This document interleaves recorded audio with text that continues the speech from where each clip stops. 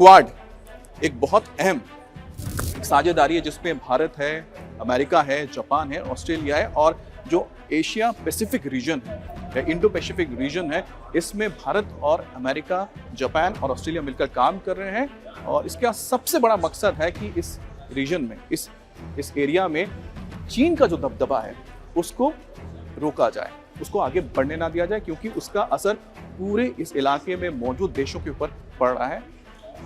इसके साथ ही Indo Pacific का विस्तारित किया जाना, यानी कि इंडो पैसिफिक का जो दायरा है उसको बढ़ाया गया है, उसमें और देशों को लाने की कोशिश हो रही है। तो अमेरिका और भारत के बीच जो रिश्ते ये तैयार हुए, इसमें एक बहुत महत्वपूर्ण आयाम प्रधानमंत्री मोदी ने जोड़ा है।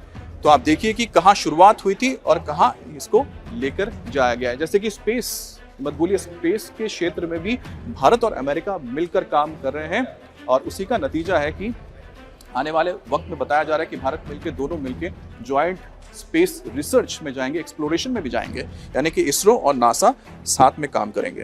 उसके बाद आता है नंबर चीन का। अब चीन क्योंकि भारत का पड़ोसी भी है और साथ ही दुनिया की दूसरी सबसे बड़ी इकोनॉमी है, करीब 15 से 16 ट्रिलियन की इकोनॉमी है। अब चीन के साथ कैसे रिश्ते रहे? 2014 से पहले मनमोहन सिंह कांग्रेस की सरकार आर्थिक सहयोग और सीमा विवाद को साथ साथ संभालने की कोशिश हुई, यानी कि व्यापार भी कर रहे हैं और उस वक्त भी जो चीनी सेना होती थी, भारत के हिस्से में घुसने की कोशिश करती थी, तो उसको किसी तरह से मैनेज किया जा रहा था। जो रुख था ये था कि बातचीत के जरिए जो एक मैकेनिज्म तैयार किया गया, उसके हिसाब से इस सब चीजों को आगे लेकर जाया जाए। अब ये चलता रहा। जब प्रधानमंत्री मोदी आए, यानी 2014 में जब उन्होंने संभाला, उसके बाद उन्होंने चीन के साथ जो अपने रिश्ते हैं उसको बेहतर बनाने की कोशिश की। शी जिनपिंग आए, गुजरात में उनको लाया गया, होम स्टेट था प्रधानमंत्री मोदी का, और साबरमती के किनारे दोनों नेता बैठे, बात की और ऐसा लगा कि शायद ऐसा वक्त आ गया कि जब दोनों देश अपनी जो मतभेद है उसको भुलाकर, सीमा विवाद को भुलाकर आगे बढ़ेंगे और एक दोस्ताना माहौल बनने जा रहा है।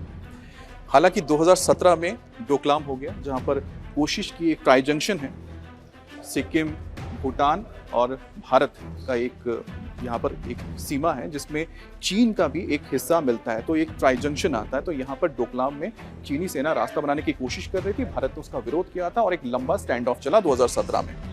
उसके बाद फिर 2020 में गलवान हो गया लद्दाख में, और ये जो स्टैंड ऑफ चला ये लगभग 5 साल तक चलता रहा।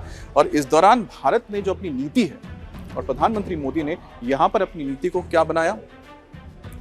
कठोर नीति, यानी कि चीन को चीन के ही भाषा में जवाब दिया जाएगा।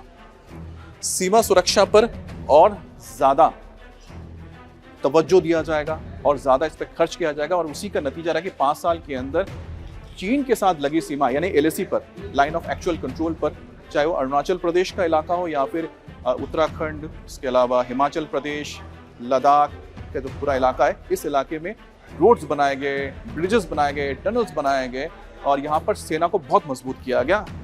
बिल्कुल जिस तरह से चीन ने अपने यहाँ पर सैनिकों को तैनात किया है, जितने आधुनिक हथियारों के साथ, भारत ने भी वही किया। यहाँ तक कि नए जो एयरपोर्ट्स लद्दाख में थे, जो एयरफील्ड्स थे, एयरबेसेस थे, उसको भी और बेहतर बनाया गया, उनका इंफ्रास्ट्रक्चर ही उनको और बेहतर तैयार किया गया, डेवलप किया गया।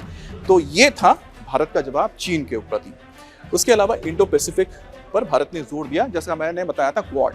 तो क्वाड भी एक महत्वपूर्ण, कह सकते हैं, गुट था जो चीन को काउंटर करने के लिए भारत ने जिसमें और ज्यादा एंगेज किया, और ये प्रधानमंत्री मोदी की नीति थी। तो चीन के साथ नीति में आपने बदलाव देखा कि भारत ने किस तरह से 2014 के बाद अपने स्टैंड को बदला, और यहाँ तक कि चीन के साथ प्रधानमंत्री मोदी ने उनके कई सारे बिजनेस को रोका गया, खास तौर पे जैसे टेलीकॉम का क्षेत्र है, टेलीकॉम के क्षेत्र में देखा गया 4G, 5G, 6G, ये जो टेलीकम्युनिकेशन का जो क्षेत्र है, इसमें भारत ने चीनी कंपनियों को रोक दिया, नहीं आने दिया, क्योंकि भारत की जो सुरक्षा व्यवस्था है उस पर खतरा पैदा हो सकता था। तो एक बड़ा संदेश था चीन के लिए, और साथ ही साथ चीन के कई सारे ऐप्स को भी बैन कर देगा, जिसमें टिकटॉक भी शामिल है।